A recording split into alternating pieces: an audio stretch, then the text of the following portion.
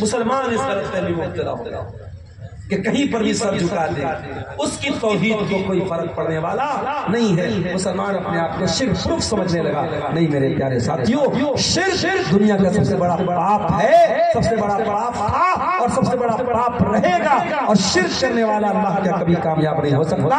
اس لیے سماج کی اصلاح کرنا ہے تو سب سے پہلے شرک کو اکھاڑ کے پھینکنا ہوگا، شرک کو ختم کرنا ہوگا۔ اور یہ بھی سن لو، جب تک دھرتی پر شرک ہو رہا ہے دھرتی پر امن اور چین قائم نہیں ہو سکتا۔ اللہ کی دھرتی ہے، اللہ کی زمین ہے، اللہ کی کائنات ہے، اللہ کی کائنات پر جب تک غیر اللہ کی عبادت ہوتی رہے گی زمین میں سکون قائم نہیں ہو سکتا۔ اسی لیے اللہ قرآن میں کہتا ہے الذین آمنوا وَلَمْ يَلْبِسُوا إِيمَانَهُمْ بِظُلْمٍ أُولَئِكَ لَهُمُ الْأَمْنُ وَهُمْ مُهْتَدُونَ۔ جو ایمان لائے اور انہوں نے اپنے ایمان کو شرک کے ساتھ نہیں ملایا، شرک نہیں کیا، کسی بھی طریقے کے شرک کی ملاوٹ نہیں کی، انہیں کو امن اور چین ملنے والا ہے دنیا میں بھی اور آخرت میں بھی، اور وہی لوگ ہدایت پانے والے ہیں۔ اگر امن اور چین چاہیے تو توحید کے راستے پر آنا پڑے گا اور شرک سے اپنے دامن کو بچانا۔ اور آگے سماج کی اصلاح کرنا ہے تو سماج میں ہمیں یہ دیکھنا پڑے گا سب سے قیمتی طبقہ کون سا، سماج میں سب سے قیمتی لوگ کون ہیں۔ جب سماج میں ہم جائزہ لیتے ہیں تو سب سے قیمتی طبقہ کسی بھی کمیونٹی میں، کسی بھی سماج میں اس کے نوجوانوں کا طبقہ۔ کسی قوم کو آج کے دور میں اگر برباد کر دینا ہو، اس قوم کے نوجوانوں کو برباد کر دو، وہ قوم آٹومیٹک برباد ہو جائے گی۔ میرے پیارے ساتھیوں، آج مسلمان نوجوانوں کی حالت دیکھ لو کہ وہ کہاں کھڑے ہیں۔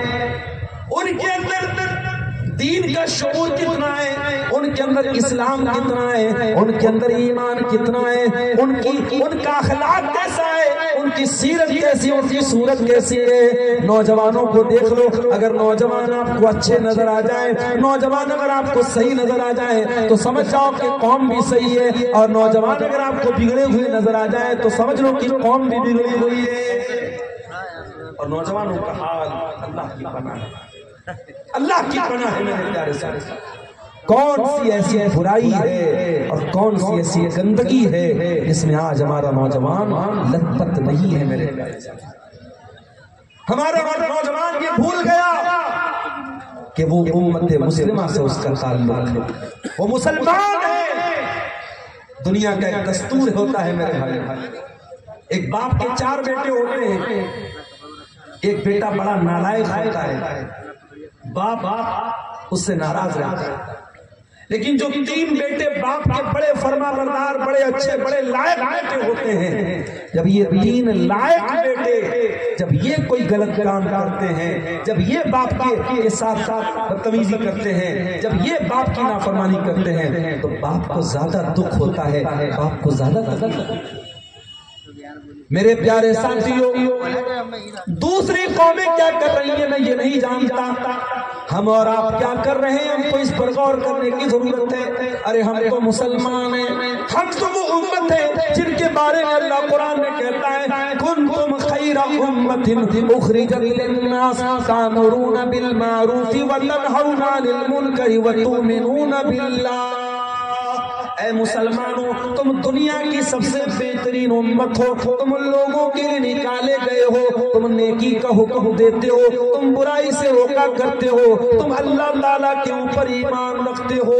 جب مسلمان گناہ کرتا ہے، جب مسلمان بدکاری کرتا ہے، جب مسلمان شراب پیتا ہے تو اللہ تعالیٰ زیادہ ناراض ہوتا ہے، اور ہمیں یہ ماننا پڑے گا کہ آج اللہ ہم سے ناراض ہے، اللہ ہم سے ناراض ہے، بہت زیادہ ناراض ہے۔ اور اللہ کی ناراضگی کی دلیل یہ ہے کہ ہم ہر جگہ جوتے کھا رہے ہیں، ہر جگہ جوتے کھا رہے ہیں۔ ہماری چاہے مسجد اقصیٰ کا معاملہ ہو، بیت المقدس کا، جہاں شہر فلسطین پر، شہر غازہ پر بم برسا کے چھوٹے چھوٹے بچوں کو مارا گیا، کہ آپ کے ملک کے معاملات ہوں جہاں اپنی مسجدوں کی، اپنے مدرسوں کی، اپنی عبادت گاہوں کی آپ حفاظت کی بھیک مانگتے ہوئے نظر آتے ہیں، اپنے جان و مال اور عزت و آبرو کو لے کر کے طرح طرح کے اندیشے دل میں سمائے ہوئے ہیں۔ اس ملک میں دن بدن حالات آپ کے لیے تنگ ہو رہے ہیں، کیوں ہو رہے ہیں؟ کبھی آپ نے اس پر غور کیا؟ اللہ قرآن میں کہتا ہے ما یفعل اللہ بعذابکم ان شکرتم وآمنتم وکان اللہ شاکرا علیما۔ اللہ تعالیٰ تم پر اپنا عذاب کیوں نازل کرے گا، تم کو تکلیف میں کیوں ڈالے گا، تم کو پریشانی میں کیوں ڈالے گا؟ اگر تم ایمان والے بن جاؤ، تم اللہ کے شکر گزار بن جاؤ تو اللہ تم پر اپنا عذاب کیوں نازل کرے گا؟ اللہ تو بڑا کرم والا ہے، اللہ وکان اللہ شاکرا علیما، اللہ تو چھوٹی چھوٹی نیکیوں پر بڑا بڑا ثواب دینے والا ہے، وہ تو نیکیوں کی قدر کرنے والا ہے۔ اللہ تعالیٰ تم کو عذاب کیوں دے گا؟ اگر عذاب آ رہا ہے، مصیبت آ رہی ہے، اس کا مطلب کہ تمہارے کرتوت خراب ہے، تمہارا عمل گڑبڑ ہے، اللہ کو تم ناراض کرو۔ جو آیت کریمہ میں نے آپ کے سامنے خطبہ مسنہ کی بات پڑھی تھی، سورہ روم کی آیت نمبر 41، آیت نمبر 41، اس میں اللہ نے کیا فرمایا؟ ظہر الفساد فی البر والبحر بما کسبت ایدی الناس، خشکی میں، تری میں، زمین پر، پانی میں، جہاں پر بھی تم کو فساد نظر آ جائے، بگاڑ نظر آ جائے، تباہی نظر آ جائے، بربادی نظر آ جائے، سمجھ جاؤ بما کسبت ایدی الناس، وہ انسانوں کے کرتوتوں کا نتیجہ ہے، وہ تمہارے اپنے عمل کا نتیجہ ہے۔ لیذیقہم بعض الذی عملوا، اللہ تعالیٰ تمہارے کچھ عمل کی تم کو سزا دے رہا ہے، کچھ کرتوتوں کی سزا دے رہا ہے۔ میرے نوجوان ساتھی، میں جب جلسے میں آتا ہوں میں دیکھتا ہوں 15-16 سال کے بہت سارے لڑکے ویڈیو بنانے لگتے ہیں، فوٹو لینے لگتے ہیں۔ میں چین سے بیٹھا بھی ہوں، کپڑے بھی چینج نہیں کیا، مولانا تھوڑا سا سیلفی آپ کے ساتھ لینا چاہتا ہوں۔ مجھے اچھی طریقے سے معلوم ہے یہ سیلفی کیوں لی جا رہی ہے۔ معاف کرنا، مولانا کی باتوں پر عمل کرنے کا کوئی ارادہ نہیں ہے، ایک کان سے سن کر کے دوسرے کان سے اڑا دینا ہے۔ ہاں سیلفی لے کر، ویڈیو لے کر انسٹا پہ ڈال دینا ہے، فیس بک پہ ڈال دینا ہے، اسٹیٹس پہ لگا دینا ہے، اپنے ساتھیوں کے اوپر جھنڈا گاڑ دینا ہے کہ ہاں دیکھو ہم نے فلاں مولانا کے ساتھ سیلفی لی تھی، ہم نے فلاں عالم صاحب کے ساتھ سیلفی لی تھی۔ معاف کرنا میرے نوجوان ساتھیوں، علماء کے ساتھ سیلفی لینا یہ کوئی ثواب کا کام نہیں ہے، یہ کوئی کام آنے والی چیز نہیں ہے۔ ہاں کام آنے والی چیز یہ کہ آپ علماء کی باتوں پر عمل کریں، آپ علماء کی نصیحت پر عمل کریں، آپ علماء کی باتوں کو کان سے سن کر کے دل میں اتاریں۔ آج یہ دیکھو آپ منہ میں گٹکھا کھائے ہوئے ہیں، گٹکھا کھائے ہوئے ہیں، رات بھر آپ بیٹھ کر کے موبائل پر گندی چیزیں دیکھ رہے ہیں، اور آپ صبح کوئی اسٹیٹس لگا رہے ہیں کہ آئی ایم وتھ فلاں مولانا، میں فلاں مولانا کے ساتھ کٹیا کے جلسے میں گیا تھا۔ یہ کوئی فخر کی اور خوشی کی بات نہیں ہے میرے پیارے ساتھیوں۔ آپ نوجوان ہیں، اللہ تعالیٰ نے آپ کو نوجوانی دی ہے، یہ جوانی اللہ کی بہت بڑی نعمت ہے، اس جوانی کا اللہ تعالیٰ ہم سے حساب۔ اللہ کے پیارے نبی فرماتے ہیں لا تزول قدم ابن آدم من عند ربہ یوم القیامہ، قیامت کے دن انسان اپنی جگہ سے ہل بھی نہیں پائے گا جب تک 5 سوالوں کا جواب نہ دے دے۔ پہلا سوال عن عمرہ فیما افنا، میرے بندے تو نے اپنی زندگی کو کہاں گزارا؟ سب سے سوال ہوگا، عبدالغفار صاحب سے بھی ہوگا، مولانا حمید الدین صاحب سے بھی ہوگا، یہ ہمارے حفاظ کرام سے بھی ہوگا، آپ سے بھی ہوگا، مجھ سے بھی ہوگا، سب سے ہوگا کہ تم نے اپنی زندگی کو کہاں گزارا۔ 50 سال کی، 70 سال کی، 60 سال کی جو زندگی ملی، تم نے اپنی زندگی کو کہاں گزارا؟ دوسرا سوال وعن شبابہ فیما ابلا، میرے بندے تیری زندگی میں جو جوانی کا دور آیا تھا، جو 20 سال سے لے کر کے 40 سال کا دور تھا، جو 15-16 سال سے لے کر کے 40 سال کا دور تھا، جو طاقت کا دور تھا، جو انرجی کا دور تھا، جو پاور کا دور تھا، جو کچھ کرنے کا دور تھا، جس میں تیرا بدن اچھا کام کرتا تھا، جس میں تیرا دماغ زیادہ کام کرتا تھا، جس میں تجھ کو گناہ کرنے کا موقع مل رہا تھا، جس میں تو گناہ کرنے کی طاقت رکھتا تھا، میرے بندے تو نے اپنی جوانی کو کہاں گزارا؟ بڑھاپے میں بہت متقی بن گئے، بڑھاپے میں حاجی بن گئے، نمازی بن گئے، معاف کرنا یہ بہت تقوی اور دینداری کی علامت ہے۔ جوانی میں آپ کی کیسی گزری؟ اللہ جوانی کے بارے میں الگ سے فرماتا ہے۔ تیسرا سوال، وَعَنْ مَالِهِ مِنْ أَيْنَ اكْتَسَبَهُ، تو نے مال کہاں سے کمایا؟ ہریانہ میں بھی پروگرام تھا کل میرا، میوات کا علاقہ، مجھے وہاں کے نوجوانوں نے بتایا کہ مولانا ذرا اس پر بھی آپ تقریر میں بولیے گا، آج بہت بڑی تعداد میں مسلمان نوجوان آن لائن وہ غلط طریقے سے لوگوں کو دھوکہ دے کر کے پیسہ کما رہے ہیں، جس کو آن لائن ٹھگی بولتے ہیں یا سائبر کرائم بولتے ہیں، لوگوں کے اے ٹی ایم سے پیسہ چرا لینا، لوگوں سے او ٹی پی مانگ کر کے ان سے بینک کا پورا پیسہ لے لینا، لوگوں کو دھمکی دے کر کے پیسہ لے لینا، یہ کام آج بہت سارے جگہوں پر مسلمان کر رہا ہے۔ سود و پیاز کا دھندا آج مسلمان کر رہا ہے، آج رشوت کا پیسہ مسلمان کھا رہا ہے، سود کا پیسہ مسلمان کھا رہا ہے، اپنے بھائی کی زمین پر ناجائز قبضہ مسلمان کر رہا ہے، اپنی بہن کا حق اور حصہ مسلمان ہڑپ رہا ہے۔ وَعَنْ مَالِهِ مِنْ أَيْنَ اكْتَسَبَهُ، وہ حرام کمائی کھانے والوں، یہ کمائی تو تم دنیا میں چھوڑ کے جاؤ گے، نہ زمین تمہارے ساتھ جائے گی، نہ جائیداد تمہارے ساتھ جائے گی، نہ فور ویلر تمہارے ساتھ جائے گی، نہ یہ دھن دولت تمہارے ساتھ جائے گا، سب ٹھاٹ پڑا رہ جائے گا، جب لاد چلے گا بنجارا۔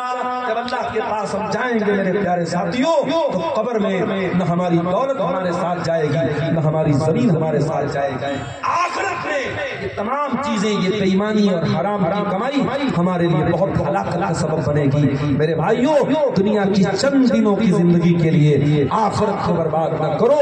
اللہ تعالیٰ تیسرا سوال پوچھے گا کہ تو نے مال کہاں سے؟ چوتھا سوال پوچھا جائے گا، وَفِيمَ أَنْفَقَ، میرے بندے تو نے اپنے مال کو کہاں خرچ کیا؟ شراب پر تو نہیں خرچ کیا، عیاشی پر تو نہیں خرچ کیا، جوا کھیلنے پر تو نہیں اڑایا، حرام چیزوں پر تو نہیں اڑایا، تو نے مال کو کہاں گنوایا، کہاں خرچ کیا؟ اور پانچواں سوال ہوگا، وَمَاذَا عَمِلَ فِي مَا عَلِمَ، کہ تو نے جو علم حاصل کیا اس علم کے اوپر تو نے عمل کتنا کیا؟ یہ 5 سوال میرے پیارے بھائیوں ہم سب سے کیا جائے گا۔ میرے نوجوانوں، اپنی جوانی کی قدر و قیمت کو سمجھو، جوانی کو برباد مت کرو میرے پیارے ساتھیوں۔ یہ جوانی پھر نہیں ملے گی، یہ جوانی کی طاقت پھر نہیں ملے گی، اللہ کی قسم، جوانی کی آنسو، جوانی کی نماز، جوانی کی توبہ، جوانی کا روزہ، جوانی کی تہجد اللہ کو بہت پسند ہے، اللہ کو بہت پسند ہے۔ قیامت کے دن جب سورج 1 میل کی دوری پر ہوگا، لوگ گرمی سے بحال ہوں گے، لوگ پسینے سے بحال ہوں گے۔ اللہ کے پیارے نبی فرماتے ہیں، سبعۃ یظلھم اللہ فی ظلہ یوم لا ظل الا ظلہ، 7 ایسے لوگ ہوں گے جن کو اللہ تعالیٰ اپنے عرش کا سایہ دے گا۔ ان 7 لوگوں میں وہ نوجوان لڑکا ہوگا، وہ نوجوان لڑکی ہوگی، وہ نوجوان عورت ہوگی، وشاب نشأ فی عبادت اللہ، وہ نوجوان لڑکا یا لڑکی جس کی جوانی اللہ کی عبادت میں گزری ہو، جس کی جوانی اللہ کی عبادت میں گزری ہوگی، وہ نوجوان اللہ تعالیٰ کے ہاں اللہ کے عرش کا سایہ پائے گا۔ آج کتنے نوجوان ہیں جو تہجد کی نماز پڑھتے ہیں؟ ارے مولوی صاحب تہجد کی کیا بات کر رہے ہیں؟ اذان کی آواز آ رہی ہے، الصلاۃ خیر من النوم، نماز نیند سے بہتر ہے۔ ذرا سدھارتھ نگر کی مسجدوں کا جا کر کے سروے کر لینا، ذرا بستی اور بلرامپور کی مسجدوں کا سروے کر لینا، تمام مسلم علاقوں کا سروے کر لینا، فجر کی اذان میں مسجد میں جا کر کے نماز پڑھنے والے وہ زیادہ تر آپ کو لاٹھی لے کر کے بوڑھے لوگ بزرگ لوگ ملیں گے جو آج ان مسجدوں کو فجر میں آباد کیے ہوئے ہیں۔ نوجوان کو سویا پڑا ہے، مؤذن کی اس آواز سے اس کو کوئی مطلب نہیں ہے کہ نماز نیند سے بہتر ہے، اس کی تو نیند نماز سے بہتر ہے۔ میرے پیارے ساتھیوں، وہ تہجد کیا پڑھے گا کہ فجر کی نماز پڑھتا ہے۔ اللہ کے نبی کے صحابی ہیں عبداللہ بن عمر رضی اللہ تعالیٰ عنہ، ایک مرتبہ انہوں نے خواب دیکھا۔ اچھا، کبھی کبھی آدمی خواب میں بڑی عجیب چیز دیکھتے ہیں۔ ابھی ہمارے مدرسے کے ایک ٹیچر ہیں، ان کی ماں کا انتقال ہوا، 2-4 دن پہلے کھلاتے ان کی ماں کا انتقال ہوا۔ کل میرے پاس آئے، کہنے لگے مولانا ایک خواب جو ہے میری بھتیجی نے بھی دیکھا ہے اور میرے چھوٹے بھائی کی بیوی یعنی میری بھاوج نے بھی دیکھا ہے، اور دونوں نے سیم خواب دیکھا ہے کہ میری جس ماں کا انتقال ہوا ہے، جو میری ماں جو بھی اللہ کو پیاری ہوئی ہے، انہوں نے خواب میں آ کر کے میری بھتیجی اور میری بھاوج سے یہ کہا کہ میں بہت بہت تکلیف میں ہوں اور قبر میں میری پیٹھ جو ہے آگ میں جل رہی ہے، مجھے بچا۔ تو انہوں نے آ کر مجھ سے پوچھا کہ اس خواب کا کیا مطلب ہے؟ تو میں نے علماء جو تعبیر ہیں، جو خواب کی تعبیر بیان کرنے والے علماء ہیں، ان کی تحریروں کی شکل میں جو جواب ہے، میں نے وہ جواب ان کو دیا۔ میں نے کہا کہ اگر کوئی انسان، مرا ہوا انسان اگر خواب میں آتا ہے اور وہ یہ ظاہر کر رہا ہے کہ میں بہت تکلیف میں ہوں، تو اس کا مطلب کہ واقعی میں وہ تکلیف میں ہے، اور ہمیں اور آپ کو اس کے لیے دعا کرنی چاہیے اور صدقہ خیرات کرنا چاہیے۔ میں نے کہا آپ کو اپنی ماں کی طرف سے صدقہ خیرات کرنا چاہیے۔ تو خواب میں کبھی کبھی عجیب و غریب چیزیں انسان دیکھ لیتا ہے۔ عبداللہ ابن عمر رضی اللہ تعالیٰ عنہ نے خواب دیکھا کہ ایک مرتبہ ان کو 2 فرشتے اٹھا کر کے لے کر گئے، 2 فرشتے ان کو اٹھا کر کے لے کر کے گئے اور ایک کنویں کے پاس پہنچے۔ انہوں نے کنویں میں جھانک کر کے دیکھا تو اندر آگ کے شعلے بھڑک رہے تھے، آگ جل رہی تھی۔ فرشتوں کے سامنے جب انہوں نے آگ کو دیکھا تو ڈر گئے، تو فرشتوں نے کہا کہ ڈرو نہیں، تم اس کے اندر نہیں جاؤ۔ اس کے بعد ان کی نیند کھل گئی، آنکھ کھل گئی۔ انہوں نے سوچا کہ اس خواب کا کیا مطلب ہو سکتا ہے۔ ان کی ڈائریکٹ تو ہمت نہیں پڑی کہ اللہ کے نبی سے اس خواب کے بارے میں پوچھے۔ انہوں نے اپنی بہن حضرت حفصہ جو اللہ کے نبی صلی اللہ علیہ وسلم کی زوجہ محترمہ اور آپ کی بیوی تھی، ان سے جا کر کے کہا کہ آپ ذرا اللہ کے نبی سے پوچھیں کہ اس خواب کا کیا مطلب ہے۔ حضرت حفصہ اللہ کے نبی کے پاس آتی ہیں، اے اللہ کے نبی میرے بھائی نے ایسا ایسا خواب دیکھا ہے، اس خواب کی تعبیر کیا ہے، اس خواب کا مطلب کیا ہے؟ اللہ کے پیارے نبی نے فرمایا، اے حفصہ نعم الرجل عبداللہ، اے حفصہ تیرے بھائی کا خواب کوئی برا خواب نہیں ہے، تیرا بھائی بہت اچھا انسان ہے، عبداللہ بن عمر بہت نیک انسان ہے، بس ایک چیز کی کمی ہے، لو کان یصلی من اللیل، کاش وہ رات میں تہجد کی نماز پڑھتا۔ تیرا بھائی تہجد نہیں پڑھتا ہے، مسجد میں آ کر کے سو جاتا ہے، تہجد نہیں پڑھتا ہے۔ جاؤ اپنے بھائی سے کہہ دینا کہ تیرے نبی نے تیری تعریف کی ہے اور نبی نے کہا کہ کاش تو تہجد پڑھتا۔ عبداللہ ابن عمر کے کانوں میں جب اللہ کے پیارے نبی کا یہ جملہ پڑا ہے کہ نبی نے میرے بارے میں یہ جملہ کہا ہے کہ عبداللہ بہت اچھا انسان ہے، بہت نیک انسان ہے، بس ایک بات کی کمی ہے، وہ تہجد نہیں پڑھتا ہے۔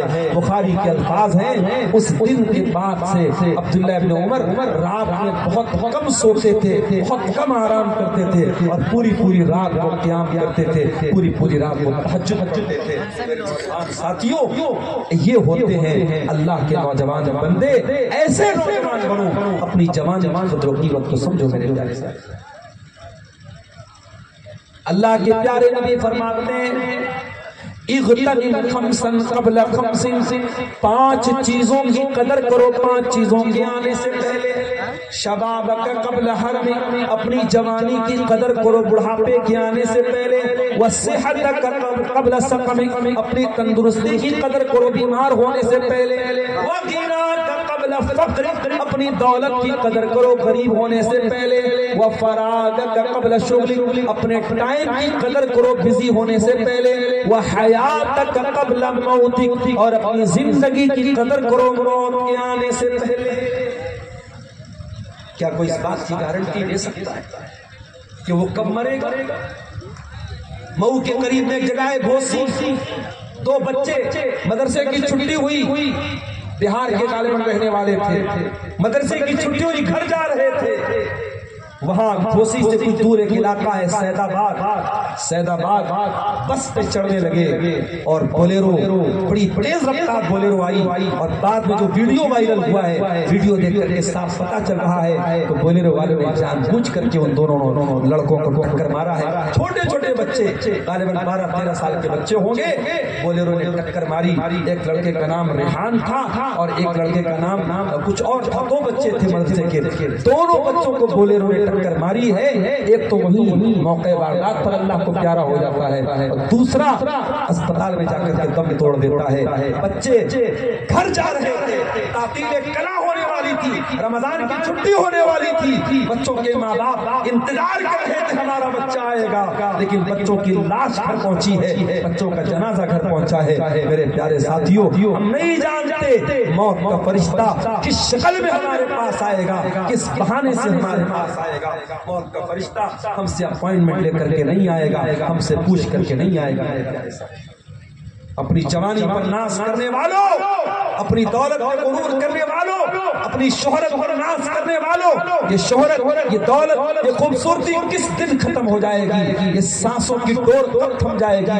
یہ دل کی دھڑکن کب بند ہو جائے گی؟ یہ ہماری نفس کب ٹھہر جائے گی؟ ہم نہیں جانتے۔ ابھی پچھلے مہینے کا واقعہ کئی جگہ تقریباً میں بیان کر چکا ہوں۔ جھارکھنڈ کے ایک علاقے میں میرا پروگرام تھا، رات میں 12 بجے کے قریب پروگرام ختم ہوا، تقریر کر کے میں واپس لوٹ رہا تھا، تھوڑی دیر کے بعد ذمہ داروں میں سے ایک صاحب کا فون آیا، مولانا آپ تو چلے گئے، جہاں ایک بہت بڑا حادثہ ہو گیا۔ میں ڈر گیا کہ کیا حادثہ ہو گیا، میں نے کہا کیا بات ہوگی، کیا معاملہ ہو گیا؟ کہا کہ مولانا آپ جیسے ہی تقریر کر کے گئے اور اجلاس کے اختتام کا اعلان ہوا، جلسہ ختم کیا گیا اور پبلک جب اٹھ کر کے جانے لگی تو ایک 20-22 سال کا نوجوان لڑکا جو حافظ قرآن تھا، اس کا نام حافظ بشیر اللہ تھا، اور اس جلسے سے مشکل سے 4 سے 5 کلومیٹر دور وہ ایک گاؤں میں رہتا تھا۔ وہ لڑکا بائک سے آیا تھا اور اپنے گاؤں واپس جا رہا تھا، اور جیسے ہی مین روڈ سے اپنے گاؤں کے لیے وہ مڑا ہے،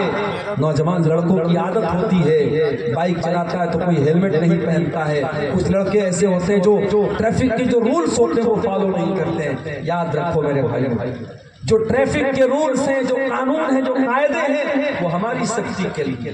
میرے ساتھ اسی سدھارتھ نگر میں بہت بڑا حادثہ ہوا تھا، آپ کو معلوم ہوگا، اللہ تعالیٰ نے جان بچائی تھی۔ اس وقت بھی میری عادت تھی اور آج بھی میری عادت ہے، کار میں بیٹھتا ہوں آگے پہلے میں سیٹ بیلٹ لگاتا ہوں، اس لیے کہ یہ سیٹ بیلٹ ہماری سیفٹی کے لیے ہے۔ آپ بائک چلائیں تو ہیلمٹ ضرور پہنیں، آپ کار میں بیٹھے تو سیٹ بیلٹ ضرور لگائیں، آپ ٹریفک کے رولز کو فالو کریں۔ اس نوجوان نے بائک کو موڑا لیکن انڈیکیٹر نہیں دیا، پیچھے زوردار اسپیڈ میں پک اپ آ رہی تھی، پک اپ نے اپنی اسپیڈ میں چلتے ہوئے اس کی بائک کو ٹھوکر ماری ہے، ٹکر ماری ہے، آن دا اسپاٹ وہ لڑکا اللہ کو پیارا ہو جاتا ہے۔ 2 چھوٹے چھوٹے بچے، ایک غالباً 4 سال کا بچہ، ایک 2 سال کا بچہ، 2 چھوٹے چھوٹے بچوں کا باپ تھا، تقریر سننے گیا تھا، جلسے میں گیا تھا۔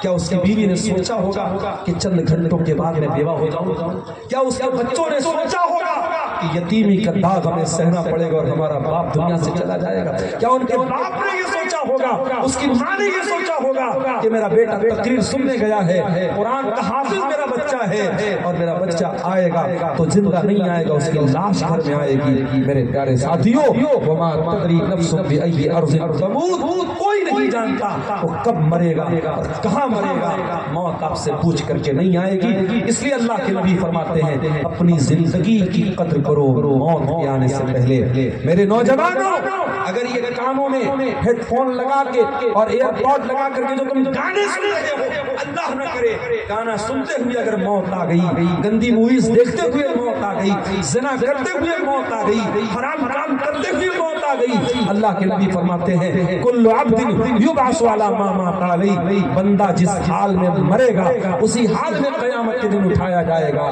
کیا تم پسند کرو گے کہ حرام کام کرتے ہوئے قیامت کے دن اٹھائے جاؤ؟ کیا تم پسند کرو گے کہ شراب پیتے ہوئے قیامت کے دن اٹھائے جاؤ، کیا تم پسند کرو گے کہ حرام کام اور زناکاری کرتے ہوئے دنیا سے اٹھائے جاؤ؟ اس لیے میرے پیارے ساتھیوں، زندگی کی ہر رات کو آخری رات سمجھو اور زندگی کی ہر دن کو آخری دن سمجھو، اور ایسی زندگی گزارو کہ اگر اسی حال میں اللہ اٹھا لے تو ہمیں قیامت کے دن ذلیل نہ ہونا پڑے، ہمیں قیامت کے دن رسوا نہ ہونا پڑے۔ یاد رکھو میرے پیارے ساتھیوں، دنیا کی رسوائی اور دنیا کی بے عزتی آج ہے کل ختم ہو جائے گی، مگر قیامت کے دن کی رسوائی بہت خطرناک ہوگی۔ اگر ہم قیامت کے دن رسوا ہو جائیں گے، ذلیل ہو جائیں گے، پھر ہمیں کوئی بچانے والا نہیں ہوگا۔ اسی لیے ابراہیم خلیل اللہ دعا کرتے ہیں، وَلَا تُخْزِنِي يَوْمَ يُبْعَثُونَ، اے اللہ تو مجھے قیامت کے دن ذلیل نہ کرنا۔ يَوْمَ لَا يَنفَعُ مَالٌ وَلَا بَنُونَ، جس دن نہ مال کام آئے گا نہ اولاد کام آئے گی، الا من اتى اللہ بقلب سلیم، قیامت کے دن تو وہی کامیاب ہوگا جو صاف ستھرا دل لے کر کے آئے گا۔ نوجوانوں، ایک بہت بڑا ہمارے نوجوانوں میں بگاڑ آج کل عشق اور محبت کے نام پہ چل بڑے سوالات آتے ہیں میرے پاس، مولانا صاحب مجھے فلاں لڑکی سے عشق ہو گیا، فلاں سے پیار ہو گیا، کیا کرنا چاہیے، کیا مسئلہ ہے شریعت کا؟ بہت صاف بات بتا رہا ہوں۔ دیکھو، محبت کی دو قسمیں ہوتی ہیں۔ ایک وہ محبت ہوتی ہے جو غیر اختیاری، کہ آپ نے کسی لڑکی کی تعریف سنی کہ وہ بہت اچھی ہے، بہت خوبصورت ہے، بہت دیندار ہے، آپ نے سنا، یا کہیں سے آپ نے تصویر دیکھ لی یا ایک نظر پڑ گئی، اب آپ کے دل میں ایک پسندیدگی پیدا ہو گئی، ایک محبت پیدا ہو گئی۔ اب یہ جو محبت ہے یہ غیر اختیاری ہے، اس پر کسی کا کنٹرول نہیں۔ اگر یہ محبت پیدا ہو گئی، چاہے کسی لڑکی کے دل میں لڑکے کے لیے پیدا ہو جائے، چاہے کسی لڑکے کے دل میں لڑکی کے لیے پیدا ہو جائے، اگر اس طریقے کی محبت پیدا ہوئی ہے تو شریعت کیا کہتی ہے کہ آپ پراپر چینل سے آ جائیں۔ اگر آپ کے دل میں کسی لڑکی کے لیے اس طریقے کے جذبات پیدا ہوئے ہیں اور وہ لڑکی دیندار ہے، اچھے گھرانے سے تعلق رکھتی ہے، تو اس لڑکی کے ولی کو، اس لڑکی کے گارجین کو نکاح کا پیغام بھیجا جائے۔ یہ اسلام کا طریقہ ہے کہ آپ عزت کے ساتھ اس لڑکی کے گھر والوں کو نکاح کا پیغام بھیجیے، اگر وہ نکاح کا پیغام قبول کرتے تو نکاح کر لیجیے۔ یہ طریقہ اسلام کا نہیں ہے کہ محبت کے نام پہ چیٹنگ کی جائے، باتیں کی جائیں، ملاقاتیں کی جائیں، ریلیشن شپ کی جائے، ایک ایک بات جو کسی غیر محرم لڑکی سے کی جائے، ہر وہ تعلق، ہر وہ ریلیشن شپ جو نکاح کے بغیر کیا جائے وہ حرام ہے میرے پیارے ساتھیوں۔ یہاں تک کہ اگر رشتہ بھی لگ جائے، منگنی طے ہو جائے، لڑکا لڑکی کے درمیان اگر رشتہ طے ہو جائے، منگنی ہو جائے، لیکن اگر نکاح نہیں ہوا ہے تب بھی ان کا آپس میں باتیں کرنا، آپس میں باتیں کرنا، اور وہ بھی بلا ضرورت باتیں کرنا، لمبی لمبی باتیں کرنا، اور یہ سوچ کے باتیں کرنا کہ یہ تو میری ہونے والی بیوی ہے، ابھی ہونے والی بیوی ہے، ابھی وہ آپ کی بیوی نہیں ہوئی ہے۔ یاد رکھو میرے پیارے ساتھیوں، اس طریقے کی تمام ریلیشن شپ اور اس طریقے کے تمام رشتے حرام ہیں، اور آج ہمارے نوجوان تمام چیزوں میں ڈوبے ہوئے۔ عشق و محبت کا بخار اتنے چھوٹے چھوٹے بچوں اور بچیوں کو ہو رہا ہے کہ اللہ کی 8-8 9 سال کے بچے، لڑکی اور لڑکیاں انسٹاگرام پر ان کے بھی بی ایف اور جی ایف ہیں، ان کے بھی دوستیاں ہیں، ان کے بھی تعلق ہیں۔ اسی سماج میں دیکھتا اور محسوس کرتا ہوں، اور میں ان گھروں کی بات کر رہا ہوں جن گھروں میں بڑا پردہ ہے، جن گھروں میں بڑی سختی ہے، جن گھروں میں بڑی دینداری ہے، ان گھروں کی بات کر رہا ہوں۔ جن گھروں میں دینداری نہیں ہے وہاں کیا کیا گل کھلتا ہوگا، اللہ کی پناہ ہے۔ آج انسٹاگرام، فیس بک اور سوشل میڈیا کے ذریعے یہ جو حرام ریلیشن شپ ہمارے سماج میں پھیل رہی ہے، اس نے زنا کو عام کیا ہے۔ اور یاد رکھو میرے بھائیوں، یہ زنا اتنا بڑا گناہ ہے کہ اللہ نے قرآن میں زنا کے قریب بھی جانے سے منع کیا، وَلَا تَقْرَبُوا الزِّنَا إِنَّهُ كَانَ فَاحِشَةً وَسَاءَ سَبِيلًا۔ اے میرے بندو، تم زنا کے قریب بھی نہ جانا، یہ بڑا گندا کام اور بہت برا راستہ ہے۔ اسی زنا کو روکنے کے لیے اسلام نے نکاح کو آسان قرار دیا۔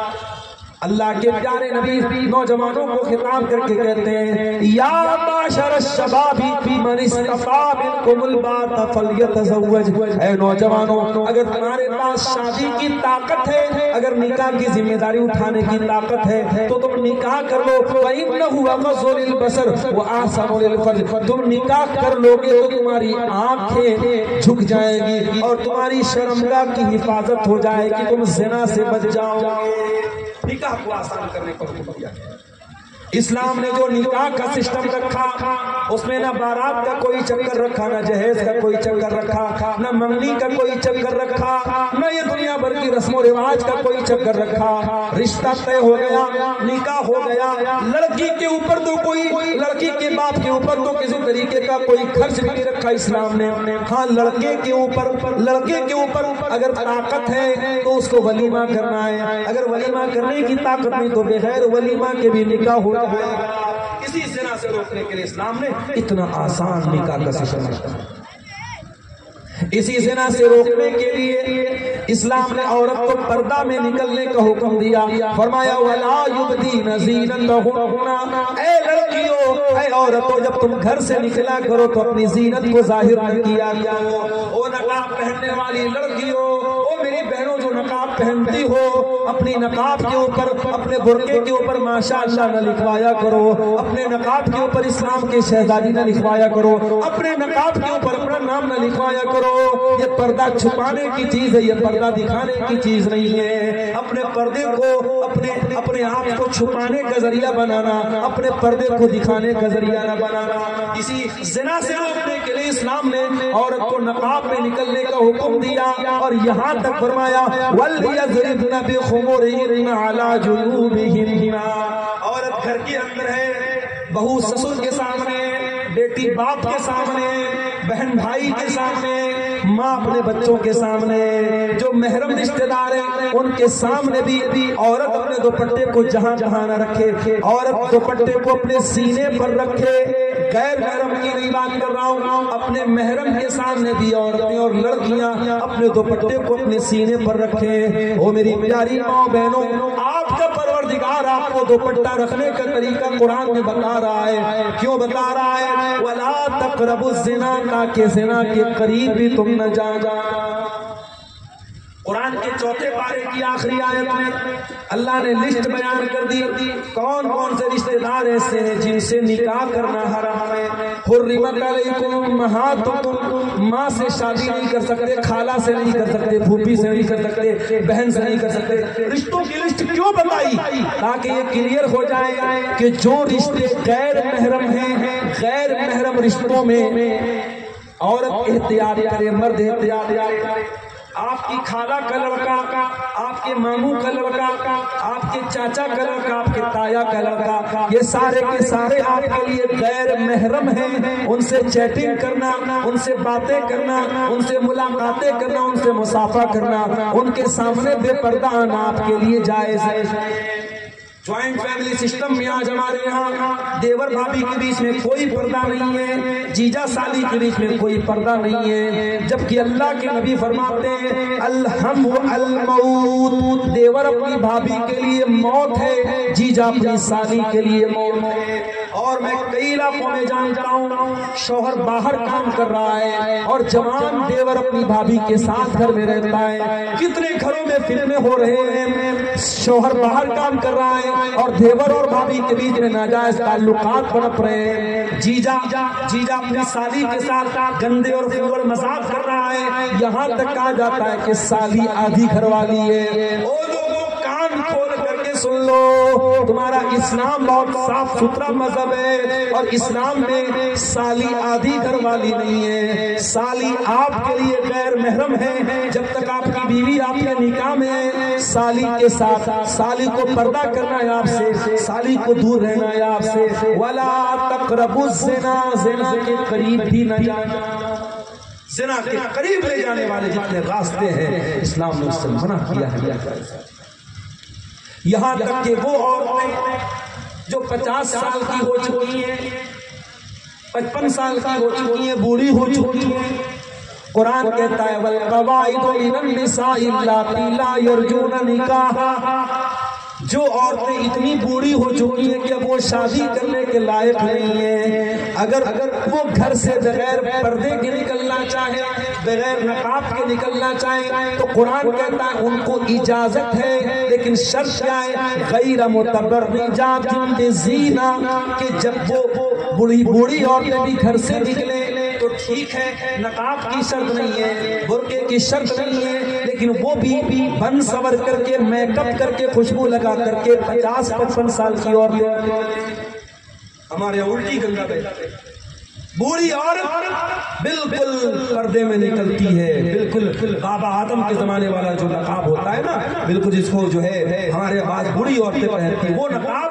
70 سال والی بڑھیا پہن رہی ہے، اور 20 سال کی جوان لڑکی بیچاری وہ ایک چھوٹا سا ماسک لگا لے گی چہرے پر۔ ارے ماسک کہے لگا رہی ہے؟ کورونا سے تھوڑی بچنا ہے تجھے، یہ جب سے کورونا آیا تو نقاب کی جگہ ماسک نے لے لیا اور ماسک لگا کے گھوم رہی ہے، وہ کالج جا رہی ہے، اسکول جا رہی ہے، جوان لڑکی ہے، پورا بدن، پورا شریر تیرا، پورا بدن تیرا، سارا کپڑا زینت ہے، اور اللہ قرآن میں کہتا ہے وَلَا يُبْدِينَ زِينَتَهُنَّ، اے عورتوں اپنی زینت کو ظاہر کرو۔ اس لیے میرے پیارے ساتھ زنا کے قریب بھی جانے سے اللہ نے منع کیا ہے، اور آپ یہ سارے کام جو زنا کے قریب لے کے جانے والے ہیں جب آپ یہ کریں گے تو پھر زنا سے بچنا اور بچانا بہت مشکل ہو جائے گا۔ اور آج حالات یہ ہے میرے بھائیوں کہ ہماری قوم بڑی تیزی سے زنا کے گڈھے میں تپتی چلی جاتی ہے۔